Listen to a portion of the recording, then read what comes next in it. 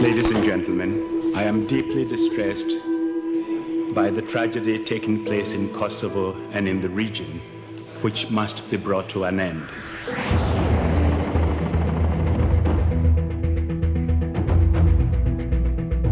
Okay, so we're travelling up the main route up into Podievo.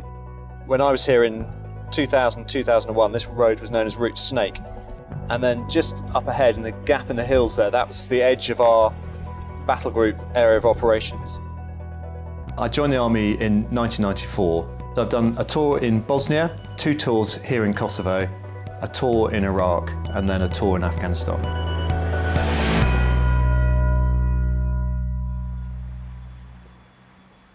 These are photographs from when we stayed in the hotel. So we had our tanks based here. So there's a picture of our tank just outside your front door. Yeah, so this one was my room. Yeah, in here, yeah. You have any change? A little bit, yeah, a little bit of a change. There were about 4 of us in here, I think. 14 years later, you begin to see that actually the work we were doing here in Kosovo has had a real impact. I suppose inevitably you leave a little bit of yourself in these countries. Hey, how are you? How's it going? How's life? Very good. Seeing Jack again was more emotional than I expected it to be honest. This was a conference room here where we had our morning meetings, and I think the Colonel had an office or something. The interpreters were absolutely essential to the work we were doing, and often they were the face of our organisation in the town hall.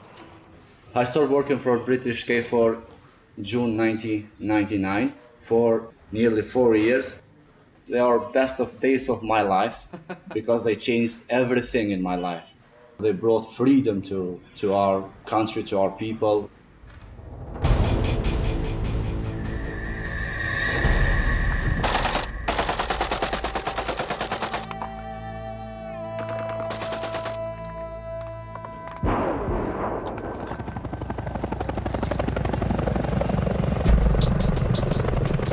It was the roar of the first helicopters overhead that told them the signal had come. The British were going in.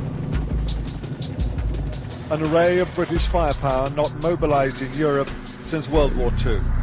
The land they crossed was eerily quiet.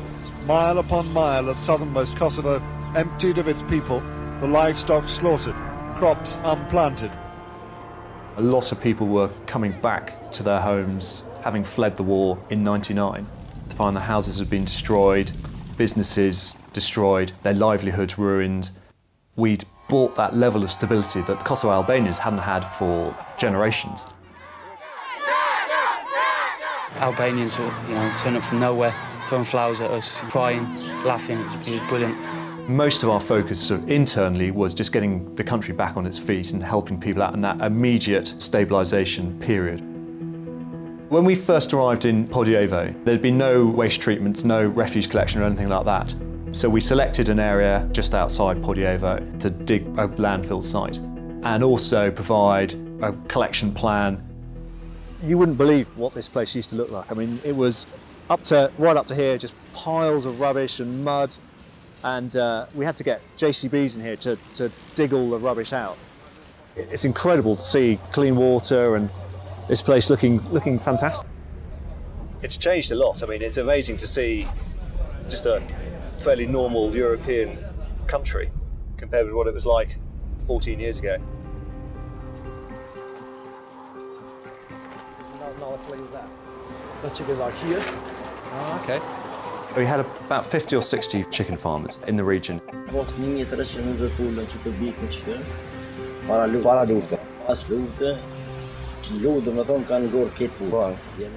We established a project where we provided chickens, feed, and also some help rebuilding barns.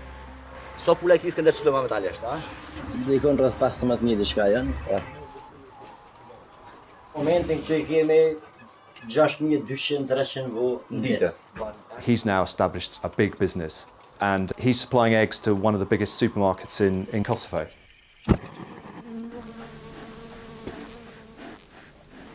Kjo është ferma ime Bled. Okay.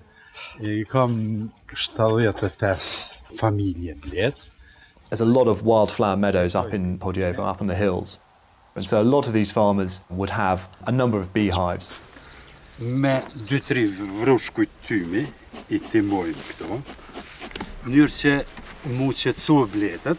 A lot of the hives had been destroyed during the war. A lot of the technical equipment they needed had also been destroyed. So what we discussed with the Honey Farmers Collective was how we could make this a proper business. A lot of the project was providing the new hives and some protective gear as well, wasn't it?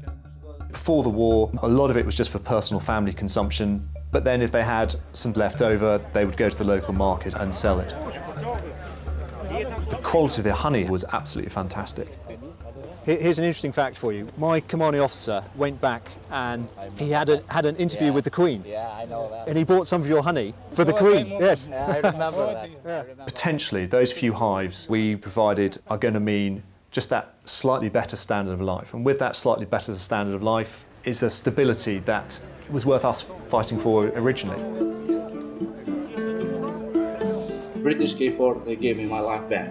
I think the Queen, she should be proud for their soldiers, because they done a lot. It makes me feel surprisingly proud to come back here.